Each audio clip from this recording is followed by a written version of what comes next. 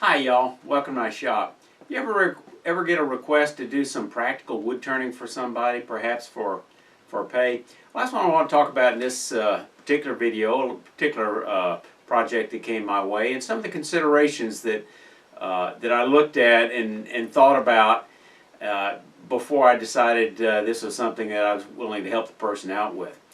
Had a lady in the commuting area, total stranger, that picked up my name off the internet, and she was working on a loom, and she wanted someone to turn 12 identical pulleys for her. And she had a very detailed diagram, as you can see here, that laid out the exact dimensions. These are some of the considerations that I thought about that I want to share with you. First consideration was, when were they going to need this? As a hobbyist turner, I'm willing to do some things as long as I don't have a hard deadline, because I got other things that I'm doing. It might be more fun, but I'd like to help somebody out, but only if I can fit it in with my schedule. Second consideration was, how much time did I think it would take? And this goes back to that, some of the thoughts on that first question. You know, how much would it take me away from other things that perhaps I might rather be doing? It also made me think about, well, what are some of the production techniques I might be able to implement that might speed this up and minimize the amount of time that it might take. So one of the things that I did was I went down in my shop and I turned a prototype just to get a feel for how long it might take with some wood on hand, which leads to the next consideration is, what kind of wood did the client want me to use? And did I have it on hand? For a very small project, if you don't have the wood on hand, you got to make a special effort to get it. In this case, it would need to be some kind of very dry wood, perhaps kiln-dried wood. Otherwise, if you've got to make a special effort to get it for a small job, it might not be worth the effort. Would the prototype require any special skills or tooling that I didn't have? They might not be showstoppers. Then, if they did, the question would be, am I willing to acquire that new skill and might make the project more desirable? Or was there some special tooling that I didn't have that I could use or need, maybe not essential, but something that might be nice to have, that I could use on future projects? So that's also a consideration. And then lastly, what was a reasonable charge? Was the client expecting a made-in-China Walmart type of price, or did they recognize that this was a one-off, they couldn't procure it anywhere else, and they were willing to pay a reasonable amount for your skill? So one of the considerations, let's go back to the consideration of wood. There were two options in this particular project that I wanted to do: in grain or side grain. If I did in grain, I'd need dried wood of a size that might be a special effort to get, and I might not have on hand. And I would turn a cylinder. The other option was turn it side grain, and I could turn it out of a 3/4 inch board, which I already had on hand, and I had some kiln-dried cherry.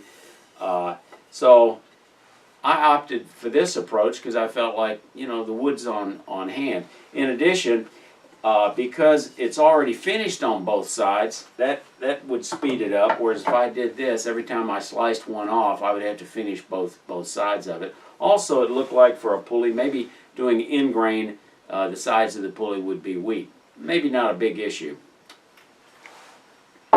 So what I did, I took a piece of cherry and I cut it up on a bandsaw into little squares approximately the size of the wood blank that I would need.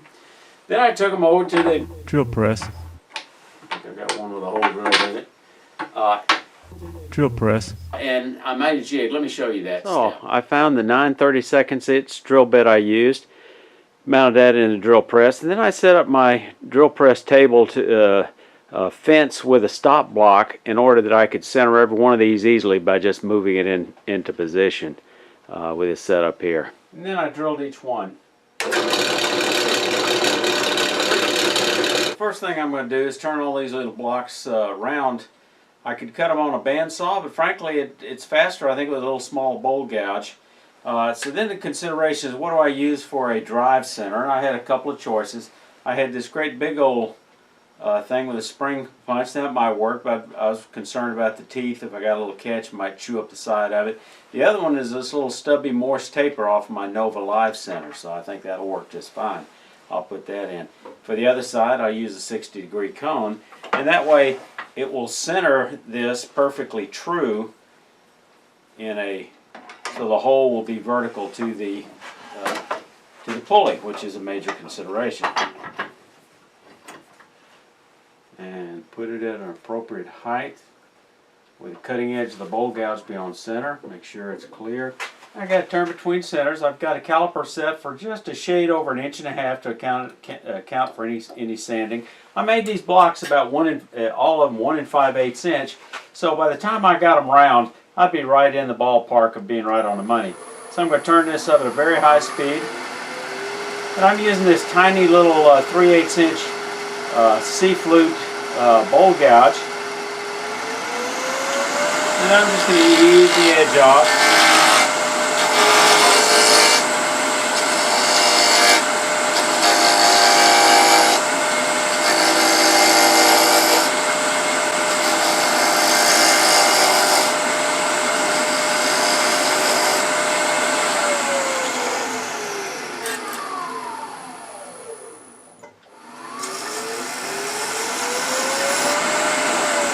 I'm ready for the next one.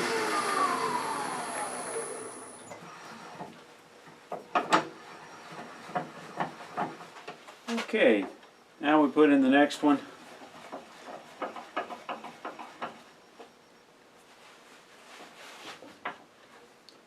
And rinse and repeat.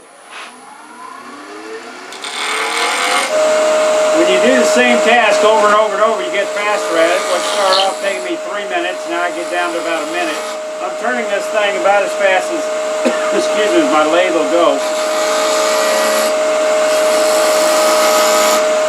Okay, after a little bit of experimenting and deliberating, the easiest way I found to cut this is to use a 1/8 inch parting tool, very sharp, center it right on the piece by eye.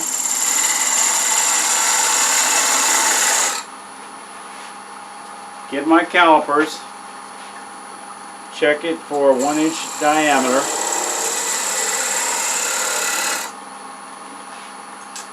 The center is going to be 3/8, so I come over one more tool width, straight in.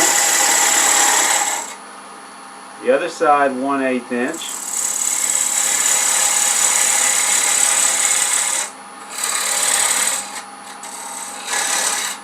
And you kind of flatten the bottom.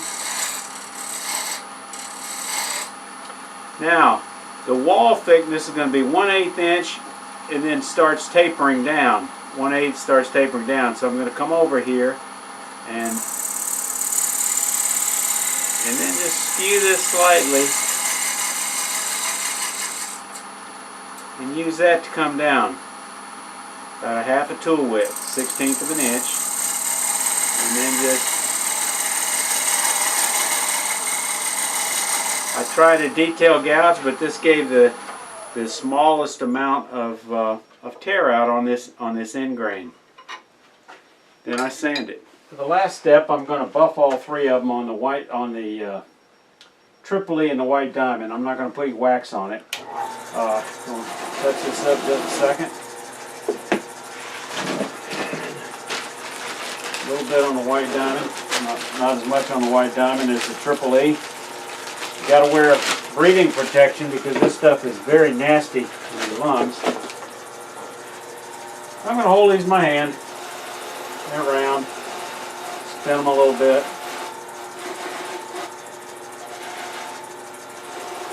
Get the edges.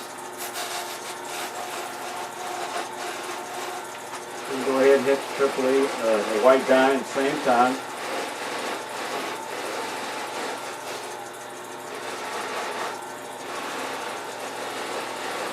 This will prevent any, I think in the loom, any thread or anything from catching, because it's just going to be polished very nicely. If you want to learn more about bill buffing, I got a video on it. You can click on the link here for that video.